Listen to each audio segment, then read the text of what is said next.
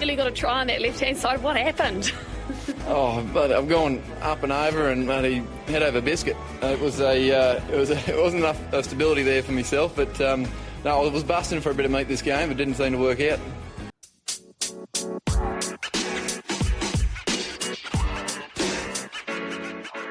Hello, cheers, and welcome to the Scrum of the Earth, your podcast for news, reviews, great interviews, and so much more, all about the world of rugby. My name is David Lawrence. I'm an American rugby fan who follows the game wherever I can find it all over the globe. We are part of the Sports Social Network, and you can find us wherever you typically get your content, whether on YouTube, Spotify, Apple Podcasts, you name it, any major platform. So there was some incredible rugby on offer this weekend. So why don't we get this thing on the road? As always, we do here, we start with our current updates. I guess the update is, we're almost at the end of these weekly review episodes. In case you have missed it, I've started a new American rugby podcast called the MAUL Street Journal.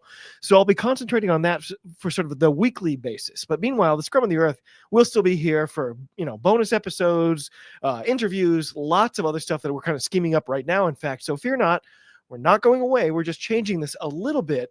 There's still, of course, one final week to come in the top 14. So we're going to do a deep dive on that next week.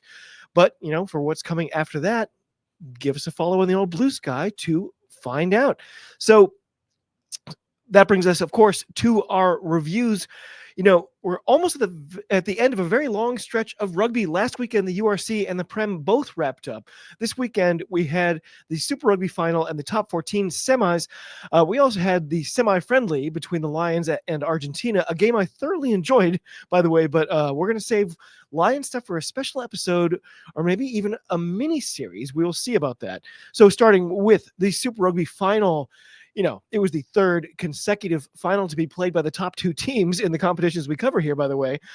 There's almost always an upset or two thrown in each year. So going triple chalk, it seems surprising, In this case, the top two teams were the Crusaders and the Chiefs. The Chiefs have looked good all year, but everyone knew this would be a very tall order indeed. The rivalry between these teams is one of the most intense and compelling in Super Rugby, particularly in New Zealand. While the Crusaders have a long-standing dominance in the competition overall, the Chiefs have been their most, consistent and challenging rivals.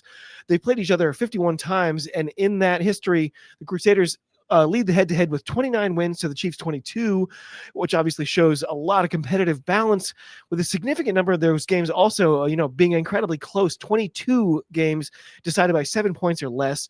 That being said, here come the scary numbers. The Crusaders were 31-0 at home in the playoffs, and of course 12-4 in finals overall. So the visitors had an historically steep mountain to climb, especially after giving away home field advantage 2 weeks ago. A yellow card against the home team just before the quarter-hour mark opened the door for the Chiefs to nab the first try of the evening, but the only thing I wrote down was, seen this movie before. Cody Taylor inevitably had the answer soon after, the crowd finally finding their voice. It was a good one, 13-12 in the final moments of the first half. A shocking whiff at a loose ball by D-Mac. Really spelled, it was a microcosm, let's say, for the Chiefs' performance on the evening. There was some pretty, sloppy, silly stuff just before the hooter sounded. Emotions boiling over a bit as they headed off the pitch. So here's an awkward but kind of semi-exciting stat for you. The Crusaders had a 95% win rate when leading at halftime at this venue. So they were 60-3 overall, but one of those exceptions was against these very Chiefs in round 13 this season. So I was sure to tighten my seatbelt. It was still a 1-point contest as we entered the final quarter. Brutal stuff. And, quote, inside the danger zone they go, unquote, said the comms. And once again, not really sure who they meant, but 25 phases later, the Crusaders were held up. A huge relief for the Chiefs, but, it was harem scarum for a little while. And, I put a little marker in my notes when Josh Jacob came in for the Chiefs, moving McKenzie from 10 to 15. I still think that's what they should be doing with him all the time. But, as you all know, I'm someone who always roots for the underdog. The Chiefs had a real chance, maybe more than one chance, but they couldn't make it happen. It was the Crusaders winning their 13th title, 16-12, a third consecutive finals defeat for the visitors. Notables included Rivez Rehana, the Crusaders' first 5/8, who was named player of the match. Despite being relatively new to this level of Super Rugby, he showed remarkable composure and steered his team effectively, especially with his kicking game. Also, Ethan the Engine, Ethan Blackadder, he was tireless, making 21 carries, 16 tackles, a testament to the Crusaders' work rate. Meanwhile, swinging back up to the Northern Hemisphere in France, it was the semifinals for the top 14. I was really excited for this stuff. First up, we had Toulouse versus Bayonne. Toulouse, the reigning champions, heavy favorites, obviously. And when you see them lined up in the tunnel, it's easy to understand why. Even a greatly reduced Toulouse is still one of the most formidable sides in rugby. Bayonne came in relaxed, perhaps knowing they'd already kind of overachieved this season. Friend of the pod, Robbie Knock, he was back on comms, thank all gods, but they had him doing sidelines, which surprised me a bit. On the other hand, the great Dallen Stanford was on sideline comms for my Free Jacks this weekend as well. So maybe in the playoffs, you put your top performers right down on the pitch for those quick insights.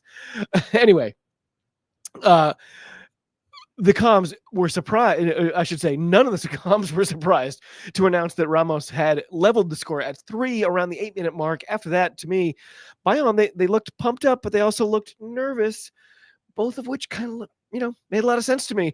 Quote, they're just an assassin team, unquote, they said, as Toulouse, thanks to a killer inside pass from Ramos, went up 20-12, and somehow that one felt really devastating. Jory Segond, he was the only point scorer for the visitors. He was 6 for 6, and their only shining light as they lost by an emphatic 32-25, your final score. There were tears in the eyes of fans, players, staff, coaches.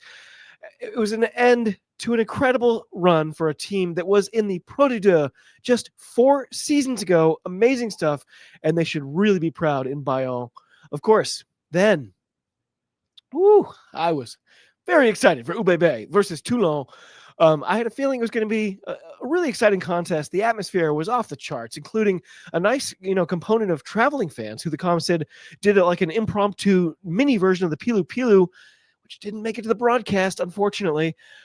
These two clubs, they are regular contenders in the top 14, and their matches are always intense, while Toulon has a richer history with more titles overall. 4.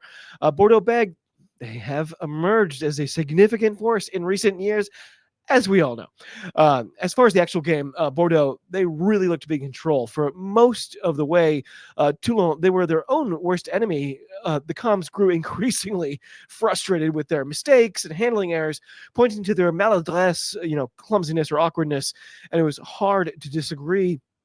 I just want to say I like the fight in this Toulon team. They really could have thrown in the towel, but instead they really kept at it for the full 80, even though you could kind of see the realization of futility dawning across their faces. For positives, you had to love the try. Lester Anuku scored just a thing of beauty, worked by the whole team to make it happen. But UBB, they had their own standout try scorer, perhaps stepping up to take the mantle of try-scoring machine from, dare I say it, Johnny Matthews. Hooker Maxime Lamotte, he scored 3 tries, which was an historic achievement as he became the first player to score a hat trick in a top 14 knockout game. How crazy is that? Damien Penaud, of course, he couldn't resist getting into the action as well. And Nicolas Deportel, he made it a cool 5 tries on the night for the European champions as they beat feisty Toulon 39-24 to punch their ticket to a second consecutive final against the very same team who thrashed them last season. This was Toulon's first top 14 semifinal since 2017, marking a strong return to the top tier French rugby after a few seasons of rebuilding. While they fell short, their journey to the semifinals demonstrates their renewed strength, and I've really, really enjoyed what they have done this season. Great job, Toulon.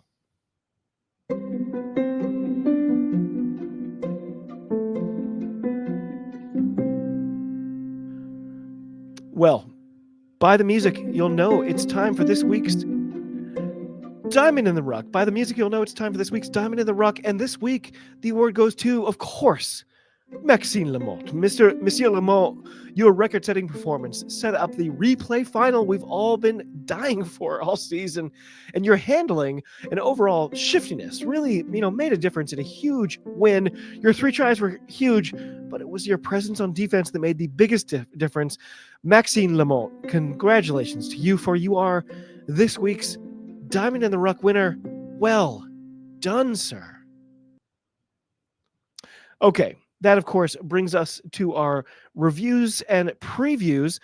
There's just not a lot coming. What can I say? We've got one big match left. For playoff news for the WER and the MLR, I suggest you subscribe to the MAUL ST Journal, our new American-centric pod produced through the RAP network. But this coming weekend, we will have a monster clash between my Border Beagles, Ube Bay, and the reigning champions, Toulouse. It should be epic, and I've got some really special guests lined up to really get into it. I'm very excited. It's going to be a beautiful way to cap off the end of the reviews. If I have missed anything, my friends, please reach out. Let me know. If you have thoughts, feedback, or even a snarky comment, please send them all my way. I honestly love to hear from you always. So, my friends, that does it for another week. And you know what? I'm very excited for the new podcast. Our second episode just dropped on either Tuesday or Wednesday. I have a huge screw up in it. I would love it. If you go and listen to it, I would, send me your most vicious comments about how dumb it was, because it made me feel so stupid. And then I was like, you know what? Let's leave it in, just because it's the second episode of American Rugby Pod. Nobody expects it to be perfect, much like American Rugby. So I'm going to run with it. Anyway, to everyone across the globe, cheers. Talk to you soon. And be well.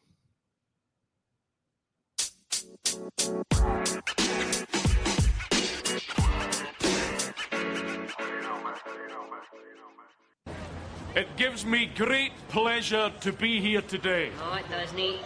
You want to tempt the wrath of the whatever from high atop the thing?